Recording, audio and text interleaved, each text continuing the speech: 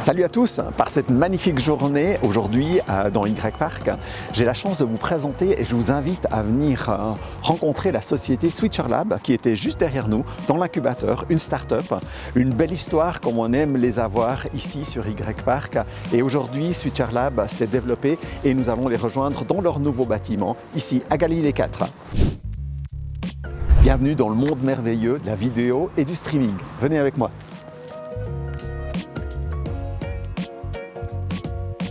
Gabriele, j'aurais voulu que vous puissiez partager avec nos résidents un petit peu un rapide historique de la société et comment est né votre projet.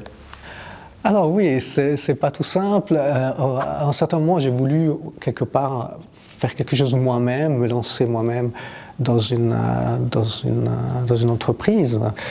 Et j'ai choisi en fait de faire un produit au départ pour la télévision. C'était un produit très ambitieux en quelque sorte. Et peut-être trop ambitieux pour moi. J'ai travaillé 2 ans là-dessus et à un certain moment j'ai dû arrêter, ça ne jouait pas au niveau de ce que je pensais au niveau produit. Et du coup j'ai développé toute une partie logicielle dans le cadre de ce projet que je ne voulais pas simplement mettre à la poubelle. Donc j'ai dit qu'est-ce que je fais avec ça? Je la fais tourner sur un iPhone. Et du coup, j'ai essayé et cette software tournait super bien sur un iPhone. Et je me suis vite rendu compte que j'étais sur un bon filon.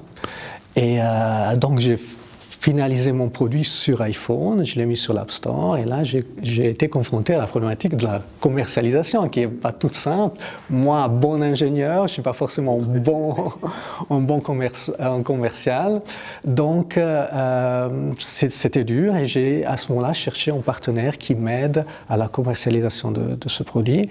Et un de mes clients était aux États-Unis, c'était quelqu'un qui faisait du consulting pour les entreprises justement pour des aspects liés à la vidéo et du coup on a trouvé un accord, on a travaillé 2 ans ensemble où lui il a développé toute la partie commerciale, moi j'ai continué à développer le produit et après 2 ans on s'est rendu compte que oui il y avait un marché, oui il y avait du potentiel mais on devait créer vraiment une entreprise, avoir un investissement et faire les choses d'une façon un peu plus professionnelle. Donc c'est là qu'on a créé la société ensemble.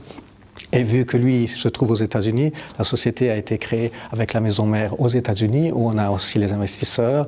Et ici, on a créé une filiale qui en fait s'occupe de toute la partie développement R&D. Parfait, merci. Une belle histoire comme on les aime sur Y Park. Peut-être maintenant de manière plus précise, c'est quoi la raison d'être, la mission de Switcher Lab, hein, c'est quoi? Alors justement, Switcher Lab, je ne peux pas vous parler de Switcher Lab sans vous parler de Switcher Studio, qui est en fait le nom sous lequel on est connu et qui est aussi le nom du produit. Ce produit-là, en fait, c'est un outil de production vidéo qui est particulièrement adapté pour faire des productions en live. Donc, si je veux résumer la mission, ça pourrait être, voilà, la mission, c'est de fournir aux entreprises petites et grandes qui veulent communiquer avec la vidéo sur les réseaux sociaux ou sur leur site web.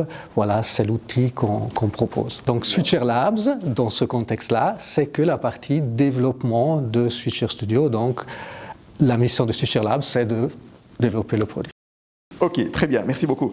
Et du coup, dans votre domaine d'activité, est-ce que vous pouvez partager un petit peu ce qui vous différencie de vos concurrents? Parce que j'imagine qu'il y a plein de gens qui font du développement vidéo, mais qu'est-ce qui vous différencie finalement des autres, hein? Alors, c'est vrai que les productions vidéo, surtout faire de la diffusion en direct, c'est quelque chose que la télévision fait depuis des décennies en fait. Mais si vous réfléchissez à l'équipement dans Studio Télé, voilà, on a des caméras, on a une régie. Dans cette régie, il y a ce qu'on appelle le switcher, donc d'où on tire notre nom. Donc c'est l'appareil qui permet de communiquer entre une caméra et l'autre, rajouter des textes en superposition, montrer des vidéos, du contenu, etc. Nous, on fait la même chose, mais sur des plateformes iOS, donc des plateformes mobiles. On utilise les iPhones comme caméra, on a une tablette comme régie, et du coup, l'outil devient beaucoup plus simple à installer, à utiliser. Donc on peut utiliser notre produit sans être un professionnel de la vidéo. Et bien sûr, le coût est complètement différent. On ne pouvait pas comparer notre solution à un outil de télévision. De l'autre côté du spectre, on a plutôt les applications comme les applications. Facebook a une application pour faire des lives sur Facebook. YouTube a son application. Mais ces applications sont des outils relativement simples. On ne peut même pas mettre un logo avec le nom d'entreprise ou on est très limité dans ce qu'on peut faire. Donc, quelque part, notre outil permet de faire une production comme à la télé, mais avec des outils très simples, chose qu'on ne trouve pas ailleurs, en fait. Ok, merci Gabriel pour ces précisions. Maintenant, j'aurais voulu vous poser une question. J'ai envie de connaître un petit peu plus finalement les aspects, vos défis stratégiques que vous devez absolument relever. C'est quoi?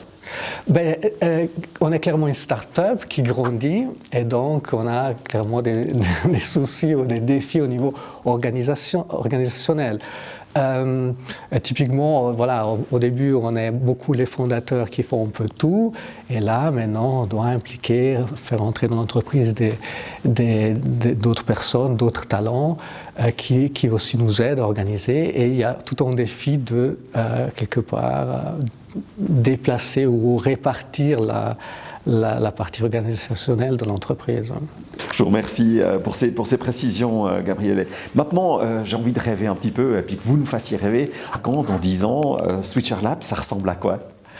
Alors voilà, c'est difficile à dire. Moi, j'imagine que dans 10 ans, on doit pouvoir avoir, je ne sais pas, fait x4 le nombre d'employés, que notre technologie puisse être sur plusieurs plateformes, qu'on puisse avoir des solutions sur le web, pas seulement pour faire de la vidéo live, mais aussi pour faire tout type de contenu vidéo. Voilà, c'est ça que je peux m'imaginer dans 5-10 ans. Ouais. Ok, merci. Et c'est tout le mal qu'on vous souhaite. Je voulais savoir en même temps si vous pouviez partager avec nous un succès dont vous êtes vraiment particulièrement fier.